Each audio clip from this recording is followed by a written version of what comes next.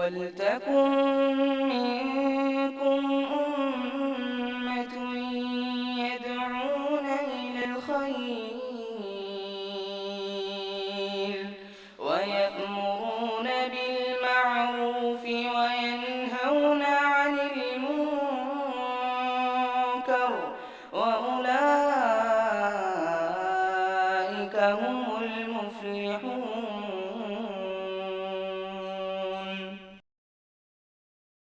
السلام علیکم ورحمۃ اللہ وبرکاتہ. ان الحمد للہ نحمده ونستعینه ونستغفره ونعوذ باللہ من شرور انفسنا ومن سیئات اعمالنا من يهده الله فلا مضل له ومن يضلل فلا هادي له واشهد ان لا اله الا الله واشهد ان محمدا عبده ورسوله ارسله بالحق بشيرا ونذيرا. اما بعد اعوذ باللہ من الشیطان الرجیم من ہمزہ ونفخہ ونفثہ. بسم اللہ الرحمن الرحیم. قل هل يستوي الذين يعلمون والذين لا يعلمون. عن عثمان بن عفان رضی اللہ تعالی عنہ عن النبی صلی اللہ علیہ وسلم قال خیرکم من تعلم القرآن وعلمہ. رواہ الترمذی. ہر قسم کی تعریف و توصیف، بڑائی اور بزرگی اس اللہ وحدہ لا شریک کے لیے لائق و زیبا ہے جس نے آج مجھے اور آپ کو جہاں جمع ہونے کی نیک توفیق بخشی ہے. دعا ہے کہ بار الہ ہمارے اس جمع ہونے کو قبول فرمائے، ہمارے اس مل بیٹھنے کو اللہ جنت کا ذریعہ بنائے. آمین. درود و سلام نازل ہو اللہ کے تمام برگزیدہ بندوں پر، بالخصوص امام الانبیاء محبوب کبریا جناب محمد رسول اللہ صلی اللہ علیہ وسلم پر. چلیے ہم پہلے درود پڑھیں نبی پاک صلی اللہ علیہ وسلم پر. اللہم صلی علی محمد وعلی آل محمد کما صلیت علی ابراہیم وعلی آل ابراہیم انک حمید مجید. اللہم بارک علی محمد وعلی آل محمد کما بارکت علی ابراہیم وعلی آل ابراہیم انک حمید مجید. معزز صدر جلسہ، ذی وقار علماء کرام، ذمہ داران جماعت اور جمعیت، معزز حاضرین مجلس، آج جس مناسبت سے جو پروگرام طے کیا گیا ہے، جیسا کہ ابھی استقبالیہ کلمات میں آپ کے سامنے بات پیش کی گئی کہ اصول ثلاثہ کے شریک ہونے والے طلباء کے لیے اسناد تقسیم کیے جائیں گے، اور سیرت النبی جو اللہ کے نبی علیہ الصلاۃ والسلام کی سیرت پر جو چند دن میں الحمدللہ طلباء کے ذہن میں اس بات کو بیٹھانے کی کوشش کی گئی کہ بچے زندگی بھر یاد رکھے حبیب کائنات علیہ الصلاۃ والسلام کی زندگی کیا ہوا کرتی ہے. قبل اس کے کہ جو موضوع مجھے دیا گیا اس پر میں بات کروں، 2-4 منٹ صرف اس بات پر کہوں کہ اللہ کے نبی کی سیرت پر جو پروگرام رکھا گیا اس کی اہمیت پر بس 2 منٹ آپ کے سامنے بتا کر اپنی بات آگے بڑھاؤں. حاضرین، نبی کریم جناب محمد رسول اللہ صلی اللہ علیہ وسلم کی سیرت میرے اور آپ کے لیے اللہ رب العالمین نے آئیڈیل بتاتے ہوئے کہا لقد کان لکم فی رسول اللہ اسوۃ حسنہ. اے لوگو، تمہارے لیے نبی کریم صلی اللہ علیہ وسلم کی زندگی نمونہ ہے، آئیڈیل ہے. جب میرے اور آپ کی زندگی کے لیے ایک شخص نمونہ ہے، ایک شخص آئیڈیل ہے، جب تک اس شخص کی زندگی کو ہم نہیں پڑھتے، نہیں جانتے، اس کی صبح شام ہم نہیں پہچانتے، اس کی زندگی کی قد و قال کو ہم نہیں پہچانتے، اس وقت تک میری اور آپ کی زندگی ویسی نہیں ڈھلتی جیسے ڈھلنا چاہیے. اس لیے نبی کریم جناب محمد رسول اللہ صلی اللہ علیہ وسلم کی سیرت کو جاننا ہر کلمہ گوہ کے لیے لازم اور ملزوم ہے. جب انسان کلمہ لا الہ الا اللہ کے ساتھ محمد رسول اللہ کا اقرار کرتا ہے تو اس پر یہ واجب ہوتا ہے، یہ ضروری ہوتا ہے کہ حبیب کائنات کی سیرت کو وہ جان لے، آپ کی صبح شام جان لے، آپ کا اٹھنا بیٹھنا جان لے، آپ کا چلنا پھرنا جان لے، آپ کی پیدائش سے لے کر آپ صلی اللہ علیہ وسلم کی زندگی کو جو اللہ رب العالمین نے محفوظ رکھا ہے اس زندگی کا مکمل علم رکھے. تبھی جا کر ہم نبی کریم صلی اللہ علیہ وسلم کی سیرت پر عمل کر سکتے ہیں، ان کے مطابق اپنی زندگی ڈھال سکتے ہیں. اس لیے بھی نبی کریم صلی اللہ علیہ وسلم کی سیرت پر جاننا ضروری ہے کہ دنیا کی ایک واحد شخصیت ہے، دنیا کی ایک واحد شخصیت ہے محمد صلی اللہ علیہ وسلم، جن کی زندگی میں متضاد صفات ایک ساتھ پائے جاتے ہیں. آپ علیہ الصلوۃ والسلام ملنسار بھی تھے، لوگوں سے خوشی کے ساتھ ملتے بھی تھے اور پھر رعبدار بھی تھے۔ آپ کے سامنے صحابہ، آپ اتنے ملنسار ہونے کے باوجود بھی صحابہ آپ سے بلا جھجک بات نہیں کرتے تھے، بڑے احترام کے ساتھ بات کرتے تھے۔ یہ آپ کی شخصیت تھی۔ اور اتنا ہی نہیں، جب تقریباً بتایا جاتا ہے کہ 1 لاکھ سے زائد انبیاء علیہ السلام زمین پر آئے، لیکن کسی نبی کا نام لے کر، کسی نبی کی شخصیت کے مخاطب کر اللہ نے قسم نہیں کھایا۔ صرف اللہ کے نبی صلی اللہ علیہ وسلم سے مخاطب ہوتے ہوئے اللہ رب العالمین نے قسم کھا کر کہا۔ اس لیے نبی کریم صلی اللہ علیہ وسلم کی زندگی بڑی پاک باز زندگی ہے، بڑی پاک دامن زندگی ہے۔ ایسی زندگی زمین پر کسی کی نہیں ہے، کسی کی نہیں۔ اس لیے مجھے اور آپ کو چاہیے نبی کریم صلی اللہ علیہ وسلم کی زندگی کے بارے میں جانیں، سیکھیں، سمجھیں اور آپ صلی اللہ علیہ وسلم کے اخلاق کو اپنانے کی کوشش کریں۔ یہ میرے اور آپ کے لیے لازم اور ملزوم ہے۔ جو بچے اس میں شریک تھے، قابل مبارکباد ہے وہ لوگ جنہوں نے شریک ہو کر جو علم حاصل کیا۔ مجھے اور آپ کو چاہیے جو ہم شریک نہیں ہوئے، انہیں چاہیے کہ اگلے بار ایسے پروگرامز میں شریک ہو اور علم حاصل کرے، نبی کریم صلی اللہ علیہ وسلم کی سیرت کو پڑھے، اس کے مطابق زندگی کو ڈھالنے کی مکمل کوشش کرے۔ آئیے جس عنوان کے تحت مجھے کہنے کا حکم ملا ہے، انشاءاللہ اس کے تحت انشاءاللہ اپنی بات کو شروع کرتا ہوں۔ شامل جو ہونا ہے دنیا کے دوڑ میں، شامل جو ہونا ہے دنیا کے دوڑ میں، ذوق حصول علم کی رفتار تیز کر۔ مجھے جس عنوان کا مکلف قرار دیا گیا وہ ہے علم کے حاصل کرنا اور علم دینا، تعلیم دینا کتنا اہم اور ضرورت، اس کی فضیلت کیا ہے، اور علم حاصل کرنا اس کی فضیلت کیا ہے۔ اس کو آپ کے سامنے انشاءاللہ مختصر انداز میں وضاحت کرتا چلوں۔ پہلی بات یہ ہے کہ اللہ رب العالمین نے قرآن میں سورہ زمر میں ارشاد فرمایا، هل يستوي الذين يعلمون والذين لا يعلمون، کیا جو لوگ جو جانتے ہیں، پڑھے لکھے ہیں وہ لوگ، اور جو انجان ہیں، پڑھے نہیں ہیں، نادان ہیں، وہ لوگ برابر ہو سکتے ہیں؟ دونوں آپس میں نہیں ہو سکتے۔ پڑھا لکھا انسان اور ان پڑھ انسان جو پڑھا نہیں ہے، کیا دونوں برابر ہو سکتے ہیں؟ دونوں کبھی برابر نہیں ہو سکتے۔ اللہ رب العالمین کا قانون ہے، اللہ قرآن میں کہتا ہے۔ لہٰذا پڑھا لکھا انسان کی بڑی فضیلت اور اہمیت ہے۔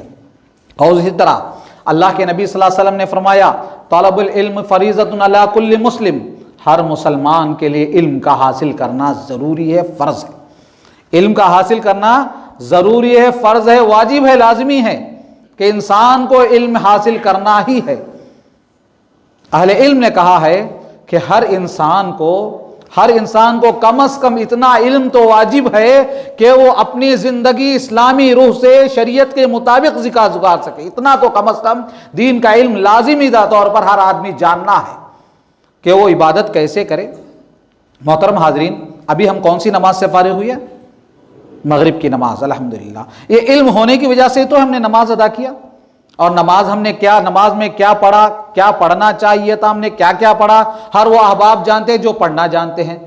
جو ان پڑھ ہیں، جنہوں نے کچھ سیکھا نہیں، سالوں سے میری اور آپ کی زندگی ایسے ہی گزر رہی ہے کہ پڑھ لیں گے، کل پڑھ لیں گے، کل پڑھ لیں گے، کل سیکھ لیں گے، یہ دعا کل سیکھ لیں گے، اس طرح اگر زندگی گزار رہے ہیں تو بولو کہ مغرب کی نماز کیا ان کی مکمل ہوئی رہے گی؟ فائدہ کیا ہے؟ تو اس لیے جو نماز میں اور آپ پڑھنے مسجد کو آئے ہیں، مجھے اور آپ کو چاہیے کہ علم کے ساتھ نماز پڑھنے کی کوشش کریں۔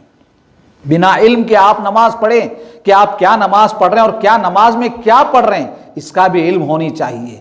آپ سورہ فاتحہ پڑھ رہے ہیں نماز کے اندر کھڑے ہو کر، کیا پڑھ رہے ہیں؟ سورہ فاتحہ میں کیا بتایا جا رہا ہے، کیا مطالبہ ہے سورہ فاتحہ کے اندر؟ یہ بھی احساس میرے اور آپ کے دل کو ہونی چاہیے۔ بس طوطا مینا کی طرح پڑھنا مقصود نہیں ہے اسلام کے اندر۔ اسلام یہ چاہتا ہے کہ ہم نماز بھی پڑھے تو پورے خشوع و خضوع کے ساتھ پڑھے، ہم نماز بھی پڑھے تو ہمارا دل یہاں پر حاضر ہو، ہم نماز میں یہاں کھڑے اور ہمارا دل پوری دنیا میں گھومتا ہے۔ اس لیے گھومتا ہے کہ ہمیں مکمل علم نہیں ہے نماز کے تعلق سے۔ نماز میں پڑھی جانے والی دعائیں، نماز میں پڑھے جانے والے سورے، نماز میں پڑھی جانے والے اذکار کا علم نہ ہونے کی وجہ سے ایسے ہو رہا ہے۔ لہٰذا مجھے اور آپ کو مکمل علم حاصل کرنے کی کوشش کرنا چاہیے نماز کے سلسلے میں، دینی معاملات کے سلسلے میں۔ تو آئیے اس کے بعد اللہ کے نبی صلی اللہ علیہ وسلم کی وہ مشہور حدیث آپ جانتے ہیں، حضرت عثمان ابن عفان رضی اللہ تعالی عنہ راوی ہیں۔ اللہ کے نبی صلی اللہ علیہ وسلم نے فرمایا، خیرکم من تعلم القرآن وعلمہ، تم میں بہترین وہ آدمی ہے، تم میں بہترین ہے وہ آدمی جس نے قرآن کو سیکھا اور سکھایا۔ قرآن خود سیکھتا ہے، پڑھتا ہے، سمجھتا ہے اور دوسروں کو بھی پڑھاتا ہے، سمجھاتا ہے۔ لہٰذا دینی تعلیم، قرآن مجید کا پڑھنا، قرآن مجید سے اپنا ربط جوڑنا، قرآن مجید سے تعلق جوڑنا بہت ضروری ہے۔ آگے آپ کو بتاتا چلوں کہ قرآن مجید سے تعلق نہ ہونا، اسلام سے تعلق نہ ہونا، ایک چھوٹی مثال آپ جانتے چلے کہ ہمارے مسلمان کیا آئی P S I A S نہیں ہے؟ ہمارے بھی کچھ مسلمان ہیں جو آئی A S I P S اور اچھے ہائر پوزیشنز پہ پہنچے ہوئے ہیں، لیکن افسوس اس بات پر ہے کہ اتنے بڑے مقام پر پہنچنے کے بعد انہیں اپنے دین کا صحیح علم نہ ہونے کی وجہ سے، اپنی شریعت کا صحیح علم نہ ہونے کی وجہ سے وہ رہنمائی نہیں کر پاتے ہیں، دین اسلام کی نمائندگی نہیں کر پاتے۔ کسی ایک آئی اے ایس آفیسر کو، ایک بڑے جج کو یا کسی کو بلا کر کوئی سیاست دان بٹھا کر اسلام کے بارے میں پوچھ لیتا ہے تو وہ لاجواب ہو جاتا ہے، اسے جواب نہیں دینا آتا۔ یہ افسوس کی بات ہے۔ ارے ہمارے مسلم طبقے کے لوگ پڑھتے تو ہیں، دنیا بہت پڑھتے ہیں، چلو دنیا بھی پڑھو، دین بھی پڑھو، سب پڑھو، لیکن ہمارے طبقے کے، ہمارے مسلم سماج کے لوگ بڑے مقام پر پہنچنے کے بعد وہ اپنے دین کو، اپنی شریعت کو نہیں پہچانتے، ہی بہت بڑی افسوس کی بات ہے میرے اور آپ کے لیے۔ اور دوسری بات، ایک اور طبقہ، یہ طبقہ رہا ہے کہ ایک دم پڑھا لکھا طبقہ جو آئی A S I P S یا کچھ بھی بن جاتا ہے، اور دوسری جانب وہ طبقہ جو کچھ پڑھتا نہیں، نادان ہے، جاہل قسم کا گھرانہ لے لو آپ، اس گھرانے کو جا کر آپ پوچھو قرآن کیا ہے، اس گھرانے میں رہنے والے بچوں کو پوچھو دین کیا ہے، اس گھر میں رہنے والے بڑوں کو پوچھو رسول کا نام کیا ہے، وہ بھی نابلد ہے، وہ بھی ناآشنا ہے۔ دو طرف سے افراط و تفریط کا شکار ہے آج ہماری امت، ہماری قوم افراط و تفریط، نہ پڑھا لکھا تو دنیا کے معاملے میں ایسا پڑھتا ہے کہ وہ بھی دین بھول جاتا ہے، اور ان پڑھ ایسا رہتا ہے کہ وہ بھی دین سے کوئی تعلق نہیں رکھتا ہے۔ اس طرح آج امت محمدیہ اس درجے پر پہنچ چکی ہے۔ لہٰذا مجھے اور آپ کو چاہیے کہ دینی علم ہر گھر کی ضرورت ہے، اور یہ نہیں کہتا کہ دنیاوی علم الگ ہے۔ یاد رکھو، آپ دنیا کا کون سا بھی علم حاصل کر لو، اگر اس علم کی نکیل شریعت اسلامیہ ہو جائے، قرآن و حدیث ہو جائے، قرآن و حدیث کے سائے میں وہ علم آپ حاصل کر رہے ہیں، آپ کی تعلیم قرآن و حدیث کے سائے میں ہے، آپ دنیا کی سب سے بڑی ڈگری بھی آپ لے رہے ہیں، اگر قرآن و حدیث کے سائے میں ہیں تو آپ دنیا میں بھی کامیاب اور آخرت میں بھی کامیاب۔ آپ دنیا کی سب سے بڑی ڈگری لے چکے ہیں اور آپ دینی تعلیم سے بہت دور ہیں، تو مطلب یہ ہے کہ آپ دنیا ہو سکتا ہے کہ آپ کامیاب مانیں، لیکن آخرت میں کامیابی ناممکن ہے۔ اس کے لیے مجھے اور آپ کو تیار رہنا اور اپنی امت کو تیار کرنا چاہیے۔ ہم اس دین کے ماننے والے ہیں، ہم اس دین کے ماننے والے ہیں۔ جب آسمان سے پہلی مرتبہ فرشتہ جبرائیل امین قرآن مجید لے کر نازل ہوتا ہے، جو ہمارے فرائض میں سب سے پہلا کلمے کے بعد سب سے پہلا فرض ایک انسان پر ہوتا ہے، وہ توحید کا ہوتا ہے، کلمہ لا الہ الا اللہ کا ہوتا ہے، دوسرا ہوتا ہے نماز ہوتا ہے۔ ان تمام فرائض کی طرف اشارہ نہیں کیا گیا۔ سب سے پہلا حکم اگر ہوا ہے تو اقرأ باسم ربک الذی خلق کا حکم ہوا ہے، نہ نماز کا حکم پہلا دیا گیا، نہ توحید کا حکم پہلا دیا گیا۔ پہلا حکم اللہ کے نبی صلی اللہ علیہ وسلم کو دیا گیا تو وہ اقرا کا حکم دیا گیا، تعلیم کا حکم دیا گیا۔ دنیا میں ایسی کوئی قوم نہیں جس کو تعلیم سے جس کی ابتدا کی گئی ہو۔ امت محمدیہ ہی وہ واحد قوم ہے جس کا پہلا سبق تعلیم ہے، لیکن سب سے پیچھے تعلیم میں اگر کوئی ہے تو مسلمان ہے۔ لہذا علم اللہ رب العالمین کو بڑا محبوب ہے۔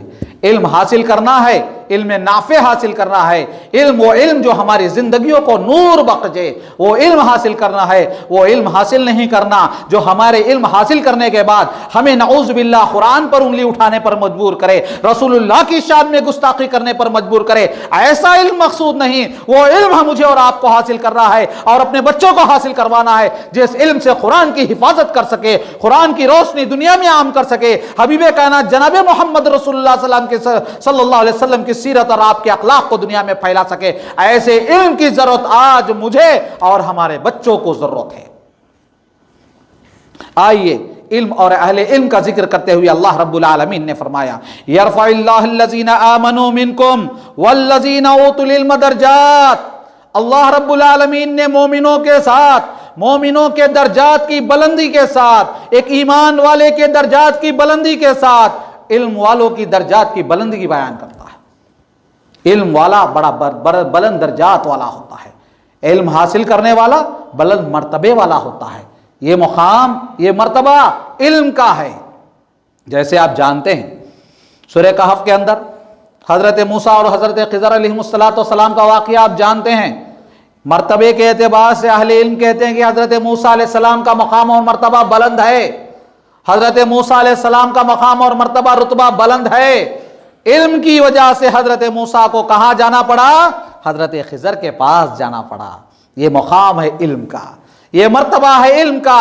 لہذا اس سے معلوم ہوتا ہے کہ بڑے لوگ بھی نہ شرماتے ہوئے نہ کہیں کہ میں چھوٹوں کے پاس کیا بات کروں، چھوٹوں سے کیسے علم حاصل کروں۔ ارے موسیٰ علیہ السلام کو بھیجا گیا خضر کے پاس، وقت کا نبی ہے، اس کو حکم ہوا کہ خضر کے پاس جا کر علم حاصل کرے، معلومات حاصل کر لے۔ لہذا مجھے اور آپ کو شرمانا نہیں ہے، بڑا ہے چھوٹوں کے پاس کیا پوچھوں، بڑا ہے چھوٹوں سے کیا علم حاصل کروں، نہیں، بڑوں کے پاس بڑوں کو بھی چاہیے کہ وہ چھوٹوں سے علم حاصل کرنے کے لیے عمر کی کوئی تمیز نہیں، چاہے آپ کتنے بھی بڑے ہو جائے، آپ کو علم حاصل کرنا ہی ہے، جانکاری حاصل کرنا ہی ہے، چاہے نماز کے بارے میں، چاہے توحید کے بارے میں، چاہے روزہ صدقات و خیرات کے بارے میں، دین کے مسائل کے معاملے میں آپ کو علم چھوٹوں سے بھی اگر حاصل کرنا پڑے کریں، شرمائیں نہیں۔ اگر شرمائیں گے تو آخرت میں پچھتائیں گے، دنیا میں شرمائیں گے تو آخرت میں پچھتائیں گے، شرمندگی بڑی محرومی کرے گی آخرت کے لیے۔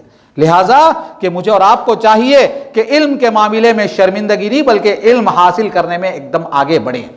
جہاں بھی آپ کو علم ملتا ہے تو حاصل کرنا چاہیے۔ میں اور آپ جانتے ہیں یہاں پر میں اور آپ کیوں جمع ہوئے بھائی؟ علم کے لیے تو جمع ہوئے، ایک نئی بات آپ کو ملے گی، ایک نئی حدیث آپ کو ملے گی، اسی لیے تو جمع ہوئے۔ یا پھر سنی ہوئی بات آپ سن رہے تھے، اس کا مطلب آپ کا ایمان تازہ ہوگا، آپ کا علم تازہ ہوگا، یہی تو مقصد ہے۔ تو یہی علم ہمارے لیے بہت ضرورت ہے، سخت ضرورت ہے، علم وقت کی بہت بڑی ضرورت ہے، اس کا مجھے اور آپ کو خیال کرنا چاہیے۔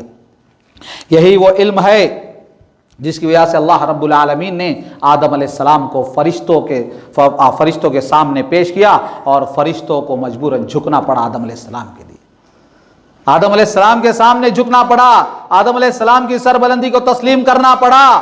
آدم علیہ السلام کو صرف علم کے بل بوتے پر فرشتوں کے سامنے بلندی کا مقام ملا، وہی علم ہے۔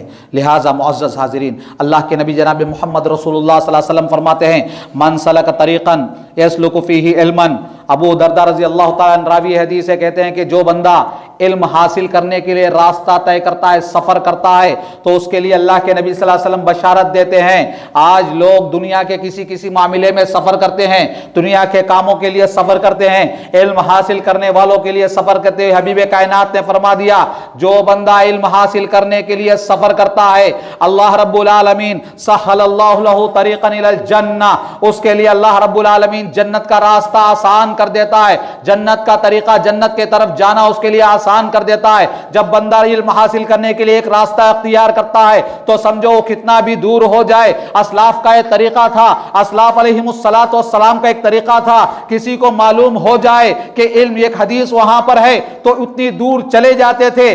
غالباً امام بخاری رحمۃ اللہ علیہ کے سفر کے تعلق سے نقل کرنے والے نقل کرتے ہیں، امام بخاری نے علم حاصل کرنے کے لیے اتنا سفر کیا کہ علم حاصل کرنے کے لیے جو امام بخاری نے سفر کیا، اگر ان تمام کلومیٹروں کو جمع کر لیا جائے تو ایک آدمی پوری دنیا کا 2 بار چکر کاٹنا پڑے گا۔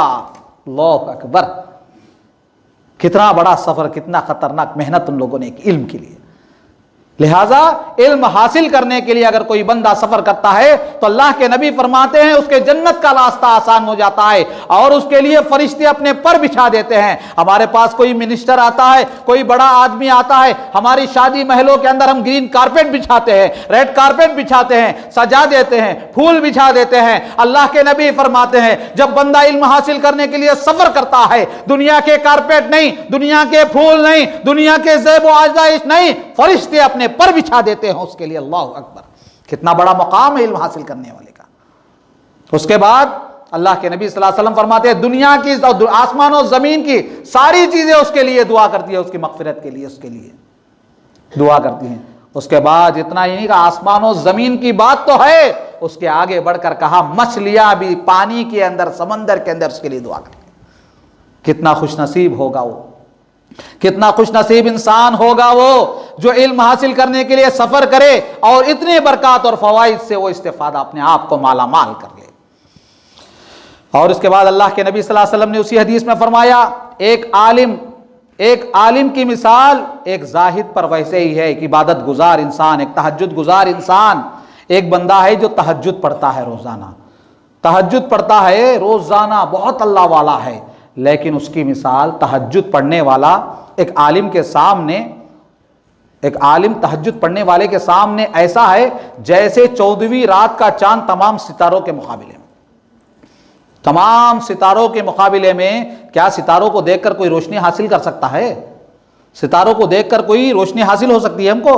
14ویں رات کی روشنی بنا لائٹ کے، بنا اس کے انسان آسانی سے جنگلوں میں سفر کرتے تھے، تو ویسی 14ویں رات کا چاند جتنا نور والا ہوتا ہے اور جتنا فائدہ مند ہوتا ہے اور تمام ستاروں پر غالب آتا ہے، ایک عالم کئی زاہدوں پر، عبادت گزاروں پر، تہجد گزاروں پر غالب آ جاتا ہے اللہ کے نبی صلی اللہ علیہ وسلم کی حدیث میں۔ اور اس کے بعد اللہ کے نبی آگے چل کر فرماتے ہیں، اللہ کے نبی صلی اللہ علیہ وسلم، ان العلماء ورثۃ الانبیاء، علماء دنیا میں آج کیا ہے؟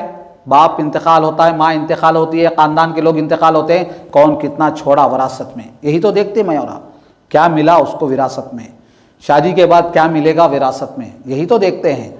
اللہ کے نبی صلی اللہ علیہ وسلم فرماتے ہیں یہ علماء نبی کے وارث ہوتے ہیں، نبی کے علم کے وارث ہوتے ہیں۔ انبیاء علیہ الصلوۃ والسلام مال جائیداد زمین پیسہ نہیں چھوڑتے، علم چھوڑتے ہیں۔ علم کے وارث دنیا کے دولت مند لوگ، عہدیدار، MLA، فلاں نہیں ہوں گے، علماء ہوں گے۔ انبیاء علیہ الصلوۃ والسلام نبیوں کی وراثت کے حقدار اگر کوئی ہے تو وہ علماء ہیں۔ یہ مقام اور مرتبہ اللہ کے نبی صلی اللہ علیہ وسلم نے علماء کو دیا، علم سیکھنے والوں کو دیا۔ لہٰذا علم بہت بڑی دولت ہے، علم کی بہت اہم فضیلت ہے۔ دنیا کے اندر کوئی معاملہ ہو گیا، نکاح کی محفل میں ہم بیٹھتے ہیں، گواہ کو پیش کرنا ہے، گواہ کا نام لکھاؤ، دیکھتے ہیں ہمارے خاندان میں کون اچھا آدمی ہے، کون عزت والا ہے، کون بڑا آدمی ہے، اس کو تو دیتے ہم لوگ عزت گواہ کے لیے۔ تو اللہ رب العالمین سورہ آل عمران آیت نمبر 18 میں اللہ رب العالمین فرماتے ہیں، شہید اللہ انہ لا الہ الا ہوا والملائکہ واولو العلم قائما بالقسط لا الہ الا ہوا۔ اللہ رب العالمین دیکھیے علماء کا مقام، اہل علم کا مقام، علم والوں کا مقام کتنا بڑا بیان کیا، اللہ اکبر۔ اللہ رب العالمین کہتے ہیں اللہ اپنی گواہی کے ساتھ، اللہ گواہی دیتا ہے کہ اللہ کے علاوہ کوئی معبود نہیں، اور کون کون گواہی دیتے ہیں؟ ملائکہ گواہی دیتے، فرشتے گواہی دیتے، اور علماء گواہی دیتے ہیں۔ کتنا بڑا مقام ہے دوستو۔ علماء کے ساتھ، اللہ کے ساتھ اللہ رب العالمین اپنے برابر، اپنے قریب، اپنے مقام کے گواہی کے معاملے میں اپنے ساتھ فرشتوں کو جوڑتا ہے اور ساتھ میں علماء کو جوڑتا ہے۔ اتنا بڑا مقام علماء کا ہے کہ اہل علم کا ہے کہ علماء گواہی کے معاملے میں اللہ رب العالمین ملائکہ کے ساتھ علماء کو جوڑا۔ غالباً ابن کثیر رحمۃ اللہ علیہ غالباً لکھتے ہیں کہ اگر اللہ کے پاس علماء سے بڑھ کر کوئی گواہی کے لیے قابل ہوتا تو فرشتوں کے ساتھ ان کا ذکر کرتا۔ اللہ کے پاس علماء سے بڑھ کر کوئی اور کسی کا مقام نہیں ہے کہ گواہی کے لیے فرشتوں کے ساتھ ان کا نام ذکر کر دے۔ اللہ اکبر، کتنا بڑا مقام ہے اہل علم کا، علماء کا۔ ذرا خیال کرتے جائیے کہ علم حاصل کرنے کے بعد بس ایسے ہی نہیں ہے، یہ علم بڑا ہی انسان کو بڑا مقام رکھتا ہے، اس کو بڑے مرتبے پر پہنچاتا ہے۔ دنیا والے پہنچائے کہ نہ پہنچائے، دنیا والے تانا دے کہ نہ تانا دے، دنیا والے عزت کرے کہ نہ عزت کرے، عرش والا عزت کرتے ہوئے قرآن میں ان کا مقام بیان کرتے ہوئے فرمایا انما یخشی اللہ من عبادہ العلماء، اللہ سے ڈرنے والے اپنے بندوں میں، اللہ کے بندوں میں اللہ سے ڈرنے والے علماء ہوتے ہیں، علم حاصل کیے ہوئے لوگ ہوتے ہیں۔ کون؟ سوال پیدا ہوتا ہے، کون؟ وہ علماء جو اللہ کا علم رکھتے ہو اپنے اندر اور اللہ سے ڈرتے ہو۔ جتنا انسان اللہ کو پہچانتا ہے، اللہ کا ڈر اتنا ہی اس کے دل میں آتا ہے۔ یہی بہت بڑا مقام ہے۔ اور اس کے بعد اللہ رب العالمین نے سورہ عنکبوت میں ایک اور بات اہل علم کا مقام بیان کرتے ہوئے فرمایا وَتِلْكَ الْأَمْثَالُ نَضْرِبُهَا لِلنَّاسِ، ہم لوگوں کو مثالیں بیان کرتے ہیں، وَمَا يَعْقِلُونَهَا إِلَّا الْعَالِمُونَ، اس کو عام لوگ نہیں سمجھتے سوائے علماء کے. ہم جو مثالیں بیان کرتے ہیں لوگوں کے لیے وہ مثالیں صرف علماء سمجھتے ہیں, عام لوگ نہیں سمجھتے. قرآن کہتا ہے.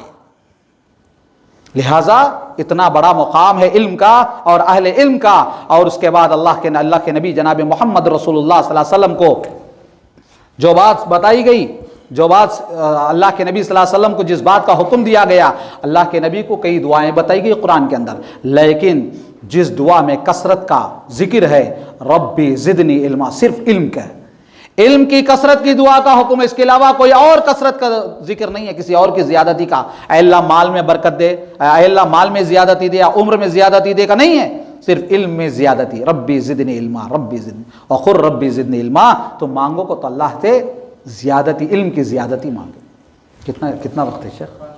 5 منٹ ہے. اللہ اکبر. اس کے بعد حصول علم کے لیے کچھ مختصر میں آپ کے سامنے بتاتا چلوں, آداب اور شرائط اشارہ کرتے چلوں کہ حصول علم کے لیے آداب اور شرائط ہے. سب سے پہلی بات اخلاص ہے. اللہ کے لیے علم حاصل کرنا سب سے پہلا کنڈیشن ہے. اس کے بعد انسان کو محنت کرنا ہے. ذرا ہم پڑھ لیے قرآن آتا نہیں, ذرا ہم یہ کر لیے قرآن آتا نہیں, دین آتا نہیں. آپ کو محنت کرتے جائے, انشاءاللہ دین ضرور آئے گا, قرآن ضرور آئے گا. اور اس کے بعد طریقہ کیا ہوتا تھا علم حاصل کرنے کا طریقہ؟ آج تو آن لائن ہو گیا علم حاصل کرنے کا طریقہ. یہ اسلام اور شریعت کا طریقہ نہیں ہے. آن لائن میں آپ پڑھ لیے اور کہہ لے کہ میں دین جانتا ہوں, آن لائن میں آپ سیکھ لیے اور کہہ دے کہ میں دین سیکھتا ہوں. یہ اسلام کا طریقہ, یہ سنت نہیں ہے. اللہ کے نبی صلی اللہ علیہ وسلم سے صحابہ مجلس میں بیٹھ کر دین سیکھتے تھے. اور دوسری بات کیا ہوا کرتی تھی, کچھ بھی مسئلہ آتا تو اللہ کے نبی سے سوال کر کر علم حاصل کرتے تھے. لہٰذا علماء سے آپ سوال کر کر علم حاصل کرنا ہے, پوچھ کر علم حاصل کرنا ہے. علماء سے پوچھے بغیر اور آپ علامہ گوگل کو پوچھ لیں اور کہہ لیں کہ گوگل میں بات آ گیا ہے, فتویٰ آ گیا, یہ آپ سمجھ جائیں تو بہت بڑا مسئلہ ہو جائے گا. کیوں؟ علماء کرام کو جو فتاوے ہوتے ہیں, محدثین کے جو فتاوے ہوتے ہیں, حالات کے پیش نظر ہوا کرتے ہیں. حالات اور ملک کو دیکھ کر فتاوے ہوتے ہیں. اس کو دیکھ کر یہ سمجھ جانا کہ ہم نے گوگل میں پڑھ لیا ہے, ہم نے یوٹیوب میں دیکھ لیا ہے, اس لیے ہم کر دے رہے ہیں, یہ بہت بڑی غلط بات ہے. صحابہ کا طریقہ یہ تھا کہ اللہ کے نبی کے مجلسوں میں بیٹھا کرتے تھے. صحابہ کے بعد اور اللہ کے نبی کے بعد صحابہ بھی اپنے بڑے صحابہ کے ساتھ بیٹھ کر علم حاصل کر لیتے تھے, ان سے اپنے علم سیکھتے تھے. اس کے بعد تابعین ہے, تابعین ہے, آپ مجلسیں دیکھ لیجئے. مکے کے اندر علماء کے حلقے لگتے تھے, مدینے میں علماء کے حلقے لگتے تھے, وہاں بیٹھ کر علم سیکھا جاتا تھا. کہ علم سیکھنے کا طریقہ ایسا نہیں کہ ہم فون پر علم حاصل کر لیں, کمپیوٹر میں علم حاصل کر لیں, نہیں ہے. علم حاصل کرنے کے تعلق سے دکتور عبداللہ جولم رحمۃ اللہ علیہ نے ان فی ذلک لذکر لمن کان لہ قلب او القى السمع وهو شہید کی تفسیر میں بتاتے ہیں کہ انسان کو استاد کے سامنے بیٹھ کر علم حاصل کرنا وہی صحیح علم ہوتا ہے, وہی صحیح علم ہوتا ہے. آن لائن میں کتاب نکال کر ہم پڑھ لیے تو اس کا نقصان بھی آپ کو بتاتا چلوں.